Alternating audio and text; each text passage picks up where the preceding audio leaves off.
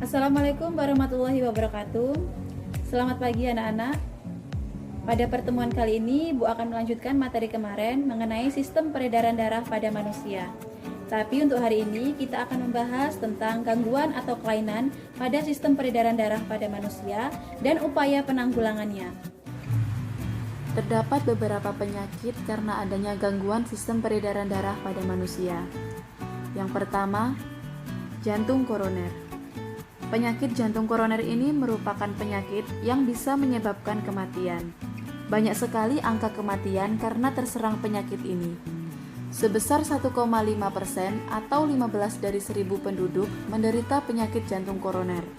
Selanjutnya, jantung koroner ini terjadi karena adanya gumpalan di pembuluh darah kita. Nah, bagaimana cara mencegah terjadinya penyakit jantung koroner ini? Yang pertama yaitu melakukan olahraga dan istirahat yang teratur. Ini kita bisa lakukan 2 kali dalam seminggu. Kemudian yang kedua, menjaga pola makan sehari-hari. Kita dianjurkan untuk menghindari makanan yang berlemak ataupun makanan yang berkolesterol tinggi. Kemudian yang ketiga, menghindari minuman beralkohol. Yang keempat, mengurangi kebiasaan dalam merokok, khususnya untuk yang laki-laki, karena kandungan yang dimiliki rokok itu sangat memacu kelainan sistem peredaran darah kita. Kemudian yang kelima, menjaga berat badan dalam kondisi ideal. Pada gambar ini menunjukkan proses awal mulanya terjadi penyakit jantung koroner. Di pembuluh darah terdapat gumpalan darah atau yang disebut dengan plak kolesterol. Yang dimaksud dengan plak kolesterol di sini yaitu flek-flek yang terdapat pada sistem peredaran darah jantung. Karena adanya flek pembuluh darah terurai dan larut, sehingga semakin banyak flek dia akan semakin menyumbat pembuluh darah. Jadi, kalau pembuluh darahnya tersumbat karena adanya flek-flek tadi, maka akan mengakibatkan penyakit jantung koroner. Yang kedua, penyakit stroke. Penyakit stroke ini merupakan penyakit yang terjadi karena kematian pada jaringan di otak yang disebabkan karena kurangnya asupan oksigen di otak. Hal ini terjadi karena pembuluh darah pada otak tersumbat oleh lemak atau kolesterol ataupun salah satu pembuluh darah otak pecah. Nah, bisa dilihat pada gambar, di situ terdapat robekan pembuluh darah sehingga pembuluh darah menjadi pecah dan mengakibatkan sumbatan pada sistem peredaran darah kita. Untuk upaya pencegahannya, sama halnya seperti pada penyakit jantung koroner, yaitu yang pertama, menjaga pola makan sehari-hari kita. Kemudian yang kedua, menghindari minuman beralkohol. Dan yang ketiga, melakukan olahraga dan istirahat yang teratur. Dan yang ketiga ada penyakit varises. Penyakit varises ini adalah suatu keadaan di mana pembuluh darah balik atau vena mengalami pelebaran atau tersuntir. Gangguan ini biasanya terjadi di daerah kaki.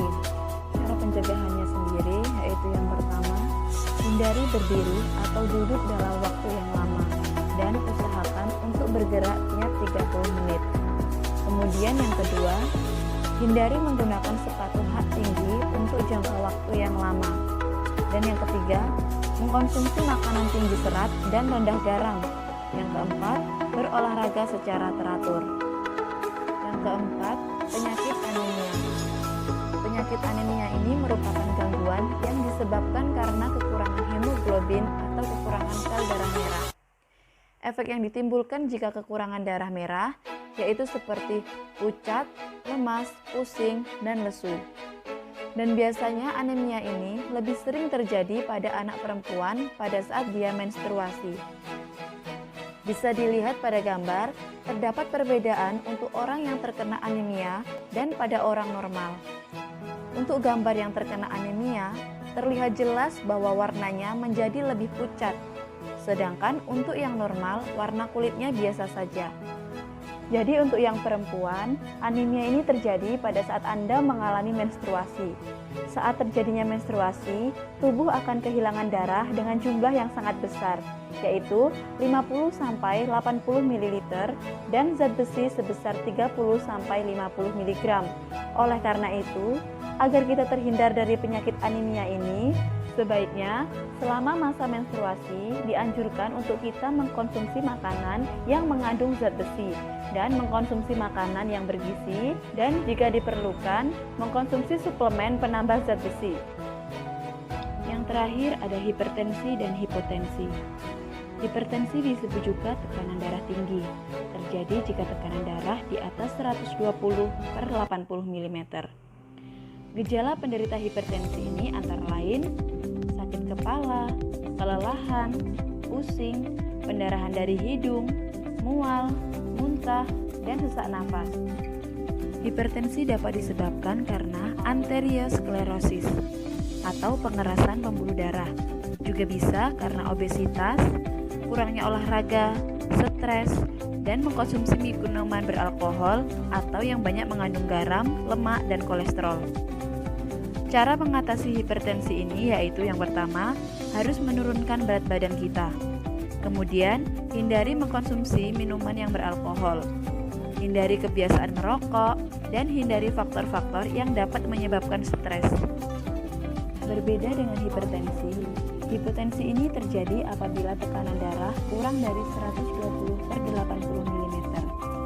Hipotensi disebut juga dengan tekanan darah rendah. Orang yang mengalami tekanan darah rendah umumnya akan mengeluhkan keadaan seperti pusing, sering menguap, penglihatan kurang jelas, keringat dingin, dan merasa cepat lelah. Nah, terus bagaimana cara mengatasi hipertensi ini? Yang pertama yaitu kita bisa minum air putih dalam jumlah yang banyak, antara 8 hingga 10 gelas per hari. Kemudian, bisa mengkonsumsi minuman yang dapat meningkatkan tekanan darah, misalnya seperti kopi, dan berolahraga dengan teratur. Itu tadi video pembelajaran kita hari ini mengenai gangguan pada sistem peredaran manusia dan upaya penanggulangannya. Semoga bermanfaat bagi anak-anak semua. Dan Ibu terima kasih. Ibu akhiri, wassalamualaikum warahmatullahi wabarakatuh.